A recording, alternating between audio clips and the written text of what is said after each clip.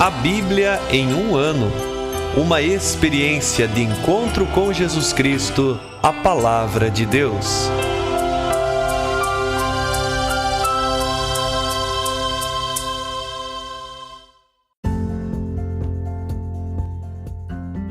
Olá, eu sou Yuri, seminarista da Diocese de Ponta Grossa, Paraná. Você está ouvindo o podcast A Bíblia em um ano. Usando um plano de leitura cronológico, vamos ler a Bíblia inteira em 365 dias, descobrindo como a história da salvação se desdobra e se atualiza em nossas próprias vidas e na vida da Igreja. Estamos usando a Bíblia Católica com a tradução oficial da Conferência Nacional dos Bispos do Brasil. Você pode baixar o plano de leitura completo por meio de um link que você encontra na página do Instagram abiblia.emumano ou no facebook.com/seminariopg. Inscreva-se nesse podcast por meio da plataforma que preferir para receber as notificações diárias dos novos episódios.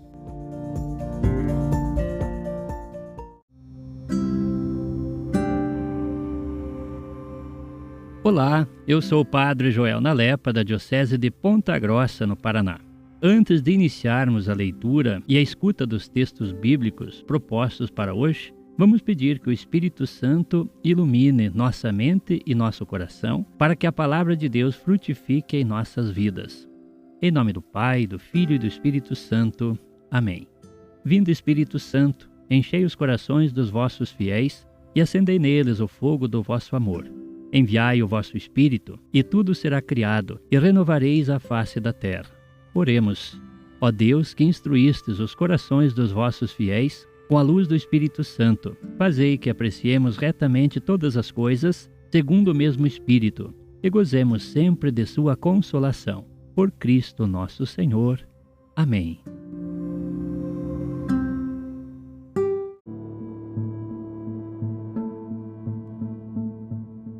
Chegamos ao dia 362 do nosso podcast A Bíblia em um ano.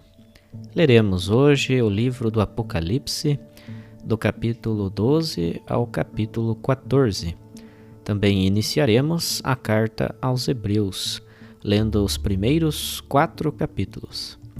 E por fim ainda leremos no livro dos Provérbios, do capítulo 31, os versículos 19 a 22. Livro do Apocalipse, capítulo 12. Então apareceu no céu um grande sinal, uma mulher vestida do sol, tendo a lua debaixo dos pés e sobre a cabeça uma coroa de 12 estrelas. Estava grávida e gritava de dor, atormentada pelo trabalho do parto. Então apareceu outro sinal no céu, um grande dragão cor de fogo.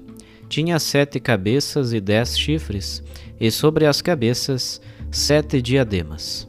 Sua cauda varreu a terça parte das estrelas do céu, atirando-as sobre a terra. O dragão ficou parado diante da mulher que estava para dar à luz, pronto para devorar seu filho logo que ela o desse à luz. E ela deu à luz um filho varão, que veio para governar todas as nações com cetro de ferro. Mas o filho foi arrebatado para junto de Deus e o seu trono. A mulher fugiu para o deserto, onde Deus lhe tinha preparado um lugar para que ali fosse alimentada durante 1260 dias. Houve então um combate no céu. Miguel e seus anjos combateram contra o dragão, e o dragão combateu junto com os seus anjos. Ele, porém, foi derrotado, e eles perderam seu lugar no céu. Assim foi expulso o grande dragão, a antiga serpente, chamada Diabo e Satanás, que engana o mundo inteiro. Ele foi lançado à terra e seus anjos foram lançados com ele. Ouvi então uma voz forte no céu, proclamando: Agora chegou a salvação, o poder, o reino do nosso Deus, e a autoridade do seu Cristo, porque foi expulso o acusador dos nossos irmãos, aquele que os acusava dia e noite perante nosso Deus. Eles venceram o dragão pelo sangue do Cordeiro e pela palavra do próprio testemunho, pois não se apegaram à sua vida até a morte. Por isso, alegrai-vos, ó céus, e todos os que neles habitais. Mas ai da terra e do mar, porque o diabo desceu para o meio de vós, e está cheio de grande furor, pois sabe que lhe resta pouco tempo. Quando viu que tinha sido lançado à terra, o dragão começou a perseguir a mulher que tinha dado à luz o menino. Mas a mulher recebeu as 2 asas da grande águia e voou para o deserto, para o lugar onde é alimentada por um tempo, tempos e a metade de um tempo, longe da serpente. A serpente então vomitou como que um rio de água atrás da mulher, a fim de submergi-la. A terra, porém, veio em socorro da mulher. Abriu a boca e engoliu o rio que o dragão tinha vomitado. Enfurecido contra a mulher, o dragão começou a combater o restante dos filhos dela, os que guardam os mandamentos de Deus e mantêm o testemunho de Jesus, e se pôs em pé sobre a areia do mar. Capítulo 13. Eu vi uma fera que subia do mar. Tinha 10 chifres e 7 cabeças. Em cima dos chifres havia 10 diademas e sobre as cabeças um nome blasfemo. A fera que eu vi parecia uma pantera. Seus pés eram como os de um urso e sua boca como a boca de um leão. Então o dragão deu sua força e seu trono à fera, juntamente com grande poder. Uma de suas cabeças parecia mortalmente ferida, mas essa ferida mortal foi curada. E toda a terra maravilhada seguiu a fera. Adoraram o dragão, porque tinha dado o poder à fera. E adoraram a fera, dizendo: Quem é igual à fera? Quem pode combater contra ela? Então foi dada à fera uma boca para proferir palavras arrogantes e blasfêmias. Foi-lhe dado poder para agir durante 42 meses. Então abriu a boca em blasfêmias contra Deus, blasfemando contra o seu nome e a sua morada, e contra os que habitam no céu. Foi-lhe dado combater contra os santos e vencê-los, e foi-lhe dado poder sobre toda a tribo, povo, língua e nação. E todos os habitantes da terra, cujo nome não está escrito no livro da vida do Cordeiro imolado, desde a fundação do mundo, adorarão a fera. Se alguém tem ouvidos, ouça. Se alguém deve ir à prisão irá. Se alguém deve morrer pela espada seja morto. Aqui é preciso perseverança e a fé dos santos. Eu vi ainda outra fera sair da terra. Tinha 2 chifres como um cordeiro, mas falava como um dragão. Ela exerce todo o poder da primeira fera em sua presença. Ela faz com que a terra e seus habitantes adorem a primeira fera, cujo ferimento mortal ficou curado. Ela realiza grandes sinais a ponto de fazer descer fogo do céu sobre a terra à vista de todos. Com sinais que lhe foram concedidos fazer na presença da primeira fera, ela engana os habitantes da terra, dizendo-lhes que façam uma estátua da fera que foi ferida à espada e ficou com vida.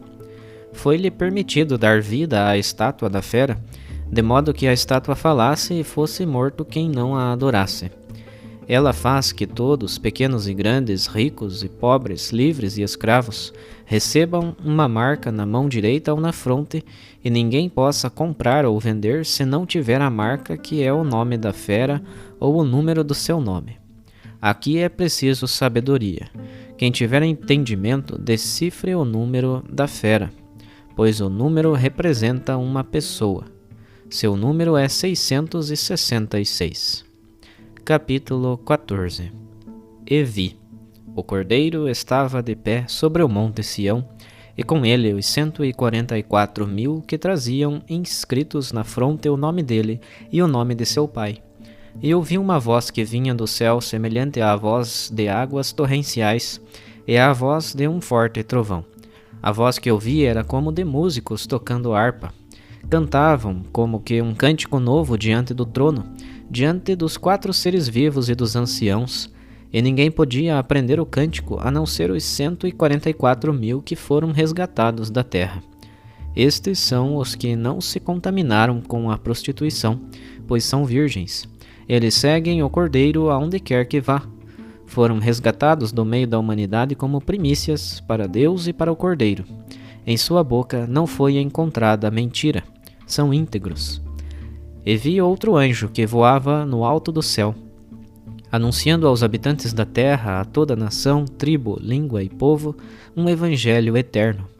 Ele clamava com voz forte: Temei a Deus e dai-lhe glória, porque chegou a hora do seu julgamento. Adorai aquele que fez o céu e a terra, o mar e as fontes das águas. Um segundo anjo o seguia, dizendo: Caiu Babilônia, a grande, aquela que embriagou todas as nações com o vinho do furor de sua prostituição. E um terceiro anjo os acompanhava, clamando com voz forte: Se alguém adora a fera e sua estátua e recebe sua marca na fronte ou na mão, esse vai beber também o vinho do furor de Deus, servido sem mistura na taça de sua ira. Será atormentado com fogo e enxofre diante dos santos anjos e do Cordeiro. A fumaça de seu tormento subirá pelos séculos dos séculos, e não terão descanso dia e noite aqueles que adoram a fera e sua estátua, e quem quer que receba a marca com o seu nome. Aqui é preciso a perseverança dos santos, daqueles que guardam os mandamentos de Deus e a fidelidade a Jesus. Ouvi, então, uma voz vinda do céu que dizia: Escreve: Bem-aventurados os mortos, os que desde agora morrem no Senhor. Sim, diz o Espírito, para que descansem de suas fadigas, pois suas obras os acompanham. E vi, apareceu uma nuvem branca e sentado sobre a nuvem alguém que parecia um filho de homem. Tinha sobre a cabeça uma coroa de ouro e nas mãos uma foice afiada. Entretanto saiu do santuário outro anjo gritando com voz forte para aquele que estava sentado sobre a nuvem: Mete tua foice e ceifa, pois chegou a hora da colheita, a seara da terra está madura. E aquele que estava sentado sobre a nuvem passou a foice na terra, e a terra foi ceifada. Então saiu do santuário outro anjo que está no céu, tendo também ele uma foice afiada. E saiu de junto do altar outro anjo ainda, aquele que tem poder sobre o fogo. Ele gritou com voz forte para aquele que segurava a foice afiada: Mete a tua foice afiada e colhe os cachos da vinha da terra, porque as uvas já estão maduras. E o anjo passou a foice afiada na terra e colheu os frutos da vinha da terra, despejando-os no grande lagar do furor de Deus. E o lagar foi pisado fora da cidade, e dele saiu sangue, que subiu até a altura do freio dos cavalos, numa extensão de 1.600 estádios.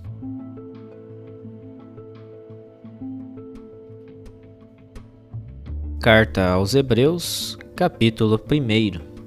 Muitas vezes e de muitos modos Deus falou outrora aos nossos pais pelos profetas. Nestes dias que são os últimos, falou-nos por meio do Filho, a quem constituiu herdeiro de todas as coisas, e pelo qual também criou o universo. Ele é o resplendor da glória do Pai, a expressão do seu ser. Ele sustenta todas as coisas com a sua palavra poderosa. Tendo feito a purificação dos pecados, sentou-se à direita da majestade nas alturas, elevado tão acima dos anjos quanto o nome que ele herdou supera o deles. De fato, a qual dos anjos Deus disse alguma vez: Tu és o meu filho, eu hoje te gerei? Ou ainda: Eu serei para ele um pai e ele será para mim um filho? E novamente, ao introduzir o primogênito no mundo, ele diz: Todos os anjos de Deus o adorem. E a respeito dos anjos diz ainda: Ele faz seus anjos ventos e seus servidores chamas de fogo. A respeito do Filho, porém, ele diz: O teu trono, ó Deus, permanece eternamente, e o cetro da retidão é o cetro do teu reino. Amaste a justiça e odiaste a iniquidade. Por isso Deus, o teu Deus, te ungiu com o óleo da alegria acima de teus companheiros. E ainda: Tu, Senhor, no início colocaste os fundamentos da terra, e os céus são a obra de tuas mãos. Eles perecerão, mas tu permaneces. Envelhecerão todos como uma veste, e como um manto os enrolarás, como uma veste serão trocados, mas tu permaneces o mesmo, e teus anos jamais terminarão. E a qual dos anjos disse alguma vez: Senta-te à minha direita até que eu ponha teus inimigos como estrado de teus pés? Não são todos eles espíritos servidores, enviados a serviço daqueles que deverão herdar a salvação? Capítulo 2. Por isso, devemos dar maior atenção à mensagem que ouvimos para não nos desviarmos, pois se a palavra transmitida por meio de anjos se mostrou válida, e toda transgressão e desobediência recebeu sua justa paga, como ficaremos nós impunes se desprezarmos tão grande salvação? De fato, esta salvação foi anunciada no início pelo Senhor e depois confirmada no meio de nós por aqueles que a tinham ouvido. Deus confirmou o testemunho deles mediante sinais, prodígios e milagres de todo tipo e mediante dons do Espírito Santo distribuídos conforme a sua vontade. Ora, não foi a anjos que Deus submeteu o mundo vindouro do qual estamos falando. Em algum lugar, porém, alguém declarou: que é o ser humano para que dele te lembres, ou o filho do homem para que te ocupes com ele? Pouco inferior aos anjos o fizeste, de glória e honra o coroaste, e todas as coisas puseste debaixo de seus pés. Se Deus submeteu a ele todas as coisas, nada deixou que não lhe estivesse submetido. Atualmente, porém, ainda não vemos que tudo lhe esteja submetido. Jesus, a quem Deus tornou pouco inferior aos anjos, nós o vemos coroado de glória e honra por ter sofrido a morte. Assim, pela graça de Deus, ele experimentou a morte em favor de todos. Deus, por causa de quem e para quem todas as coisas existem, quis conduzir muitos filhos à glória. Por isso, por meio de sofrimentos, levou à perfeição aquele que iniciou a salvação deles, pois tanto o santificador quanto os santificados todos procedem de um só. Por esta razão, ele não se envergonha de chamá-los irmãos quando diz: anunciarei o teu nome aos meus irmãos, e no meio da assembleia te louvarei. E ainda, colocarei nele a minha confiança. E ainda, eis-me aqui com os filhos que Deus me deu. Como os filhos têm em comum a carne e o sangue, também Jesus participou da mesma condição para destruir com a sua morte aquele que tinha o poder da morte, isto é, o diabo. Assim libertou os que por medo da morte estavam a vida toda sujeitos à escravidão, pois, afinal, ele não veio em auxílio de anjos, mas da descendência de Abraão. Por isso devia fazer-se em tudo semelhante aos irmãos, para se tornar um sumo sacerdote misericordioso e digno de confiança nas coisas que concernem a Deus, a fim de expiar os pecados do povo. Tendo ele próprio sofrido ao ser tentado, é capaz de socorrer os que agora sofrem a tentação. Capítulo 3. Por isso, irmãos santos, participantes da vocação que vem do céu, fixai bem a mente em Jesus, o apóstolo e sumo sacerdote da fé que professamos. Ele foi fiel a Deus, que o constituiu, assim como Moisés, em toda a sua casa. E ele merece glória maior do que Moisés, como o construtor da casa merece maior glória que a casa mesma. Toda casa tem um construtor. Ora, quem constrói tudo é Deus. Moisés foi fiel em toda a sua casa como servidor, para testemunhar as coisas que seriam ditas por Deus. Cristo, porém, foi fiel como o filho posto à frente de sua casa. E sua casa somos nós, desde que conservemos a confiança e a altivez da esperança. Por isso, como diz o Espírito Santo, hoje, se ouvirdes a sua voz, não endureçais os vossos corações, como na rebelião no dia da tentação no deserto, onde vossos pais me tentaram, pondo-me à prova, e viram as minhas obras durante 40 anos. Por isso irritei-me com essa geração e afirmei: sempre se transviam no coração e desconhecem os meus caminhos. Assim jurei em minha ira: jamais entrarão no meu repouso.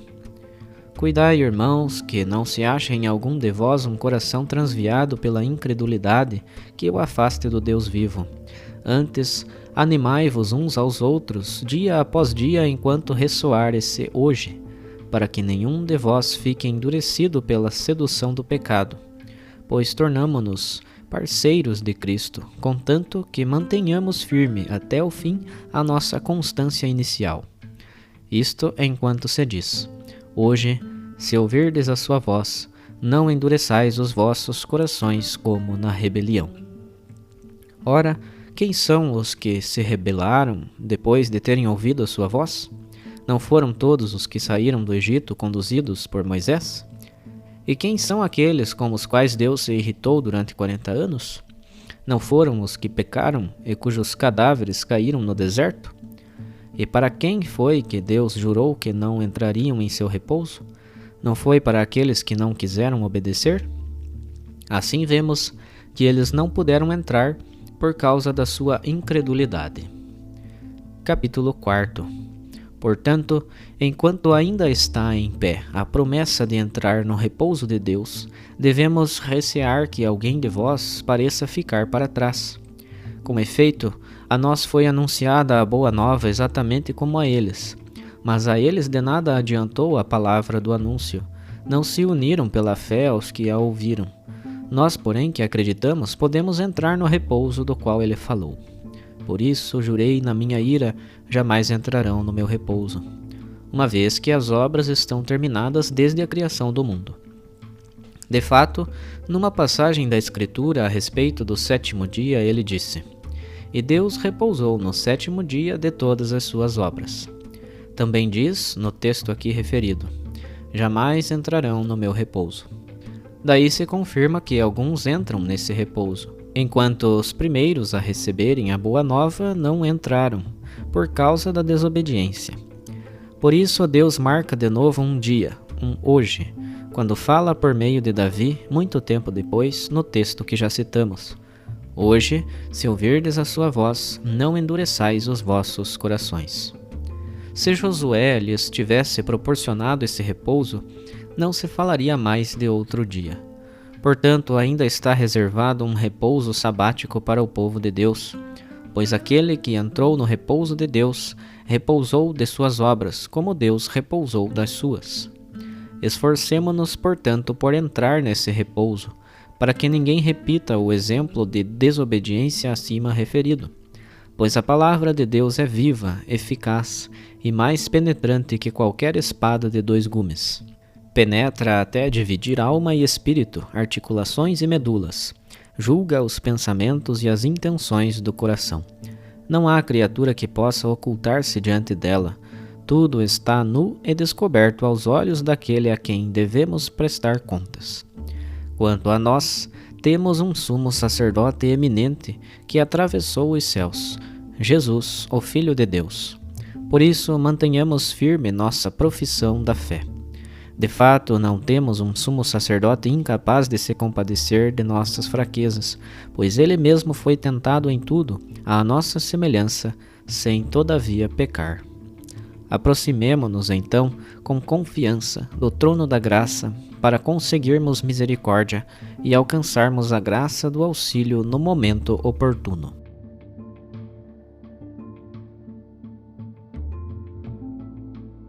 Provérbios capítulo 31, versículos 19 a 22.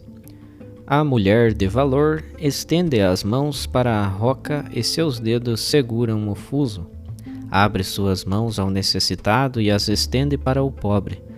Não teme pela casa diante do frio da neve, pois todos os seus criados vestem roupas forradas.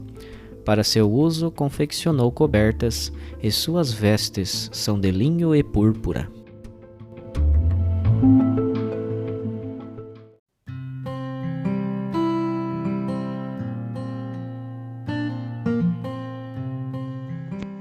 Olá, eu sou o Padre Rodrigo Ribas. Meditamos hoje os capítulos 12 a 14 do Apocalipse. Estamos aqui diante do primeiro grande sinal, que é a mulher. Não se trata de uma pessoa concreta. Podemos assimilar com Eva, com Israel ou com Maria. Mas para o autor de Apocalipse, a mulher representa as comunidades que se mantêm firmes na profecia e na resistência, dando a luz ao projeto de Deus na história. A mulher surge no céu, ou seja, vem de Deus. Ela está vestida de sol, com a lua debaixo dos pés e estrelas sobre a cabeça, ou seja, é envolta e protegida completamente por Deus. Deus guarda e protege continuamente a sua igreja. Está em trabalho de parto, sentindo dores e sofrendo. A igreja, mesmo no sofrimento, se esforça continuamente para fazer conhecer o projeto de Deus. O segundo grande sinal é o dragão, ou seja, o oposto da comunidade, da profecia. É a grande mentira que aflige a comunidade. É da cor do fogo, ou seja, é assustador. Tem 7 cabeças, 10 chifres e 7 diademas, quer dizer que domina o mundo inteiro. Com a sua cauda, acaba com a terça parte das estrelas, o que representa o exército de Deus. O que o dragão quer é ocupar o lugar de Deus. O conflito entre o dragão e a mulher é o conflito entre a mentira e a verdade. O menino que nasceu representa a vitória da verdade, da vida sobre a morte. Na perseguição, a mulher fugiu para o deserto, fazendo uma alusão ao Êxodo. O deserto é o lugar da concretização da aliança, de vida nova a partir do nada. Voltamos ao número de 1260 dias, número imperfeito, porque é o desdobramento de 42 meses, ou seja, 3 anos e meio, metade de 7. Isso significa que a perseguição vai acabar. Na sequência, encontramos a batalha entre Miguel, que significa quem como Deus, com seus anjos, contra o dragão. O dragão perde e é expulso, o que deve ser celebrado. Por isso, na sequência, nós vamos ver um hino de louvor.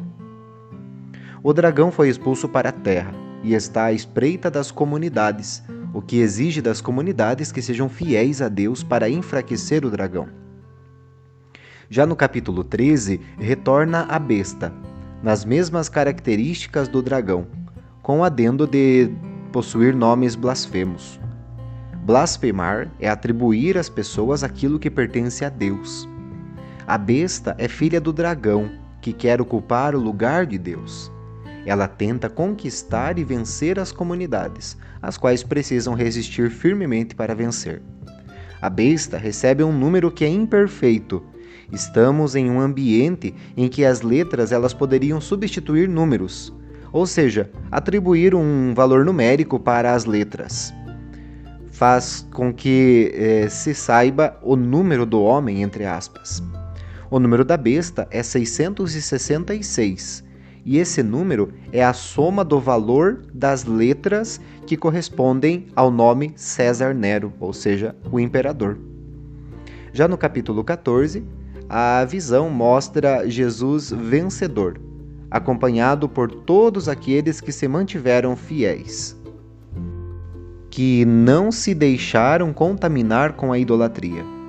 Por meio de 3 anjos anuncia-se a chegada do julgamento.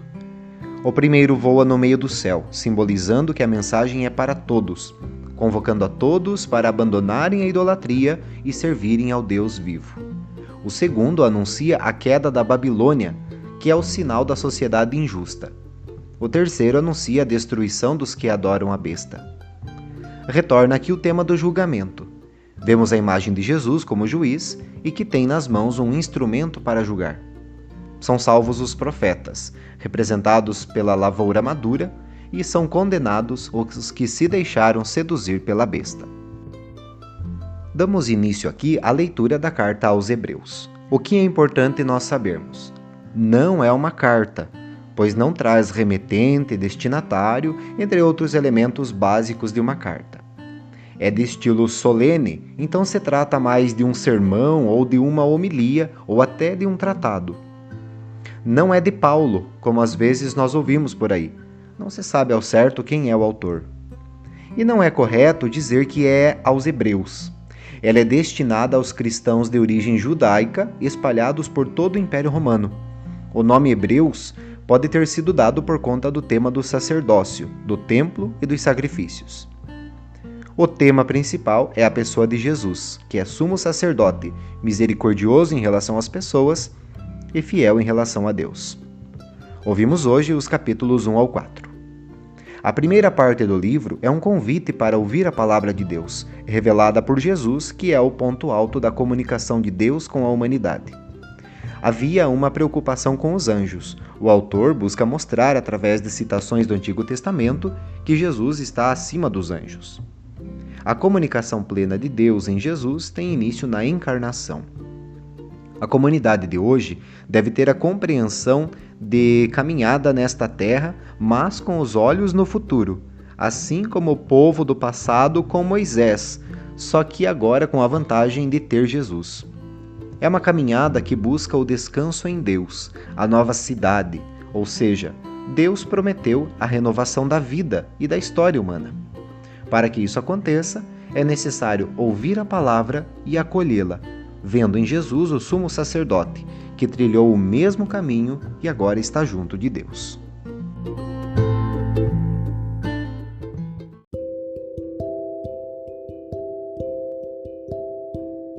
Querido irmão, querida irmã, Jesus afirma a todos nós: felizes os que escutam a palavra de Deus e a põem em prática. Peçamos que a palavra que acabamos de ouvir se faça vida em nós e inspire as nossas ações. Oremos. Ó Deus, concedei ao vosso povo alimentar-se cada vez mais da vossa palavra e nela encontrar a fonte da vida. Por nosso Senhor Jesus Cristo, vosso Filho, na unidade do Espírito Santo. Amém. Quem vos fala é o Padre Jaime Roça, vigário-geral da Diocese de Ponta Grossa, no Paraná. Que desça sobre vós a bênção de Deus Todo-Poderoso, Pai, Filho e Espírito Santo. Amém.